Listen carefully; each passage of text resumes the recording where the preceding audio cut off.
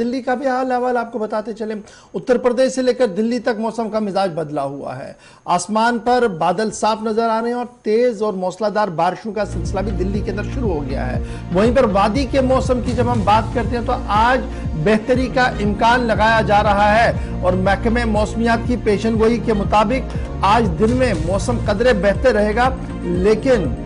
आसमान पर बादल भी आएंगे और 30 तारीख तक की एडवाइजरी जो है वो पहले ही जारी कर दी गई है। जी हाँ नाज़रीन, बात करेंगे हम वादी के मौसम के हवाले से, जहां पर गुज़िश्ता कई दिनों से हमने देखा है कि मौसम का मिजाज बदला और उसके साथ साथ ही बारिशों के साथ साथ सालाबारी हुई है। पूरी वादी के अंदर सालाबारी की वजह से मेवा बागात को नुकसान पहुंचा, फसलों को नुकसान पहुंचा, सब्जियों को भी नुकसान पहुंचा है। और कल हमने देखा है कि शुमाली कश्मीर के मुतअद्दिद इलाकों के अंदर डायरेक्टर एग्रीकल्चर, डायरेक्टर हॉर्टिकल्चर की जानिब से उन इलाकों का भी दौरा किया जहां पर सबसे ज्यादा जो है नुकसान हुआ है। और इस सिलसिले में उन्होंने कहा है कि नुकसान का तखमीना लगाया जाएगा। मुख्तलिफ ज़िलों के अंदर टीमें रवाना कर दी गई हैं और वो तखमीना लगाएंगी और रिपोर्ट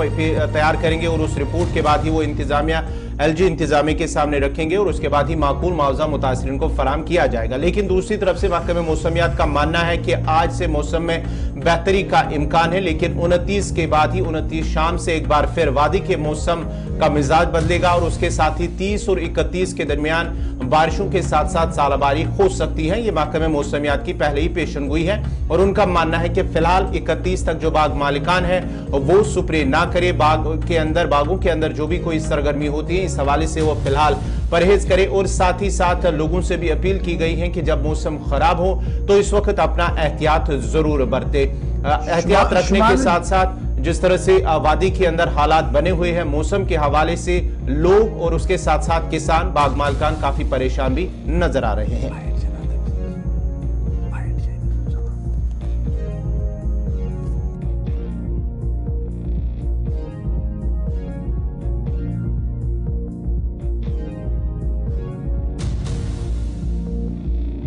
कहरंगे ज़ालाबारी की वजह से 5 अजला के 150 देहात में मेवा बागात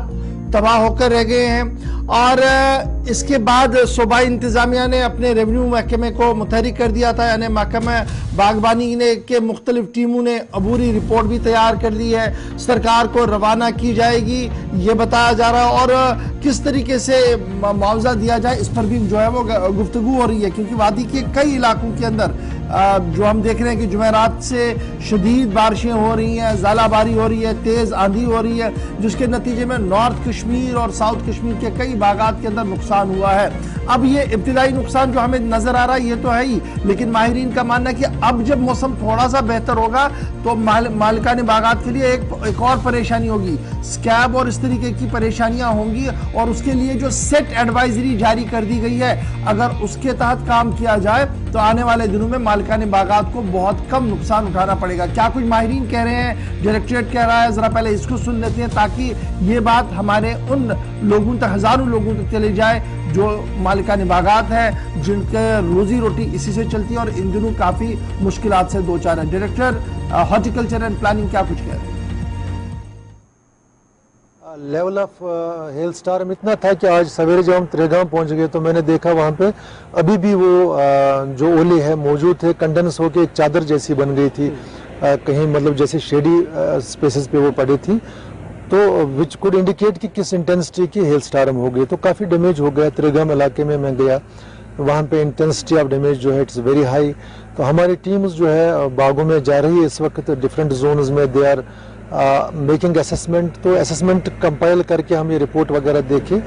लेवल ऑफ मतलब डैमेज जो है वो असेस करके, डिफरेंट इलाकों में डिफरेंट लेवल ऑफ डैमेज है,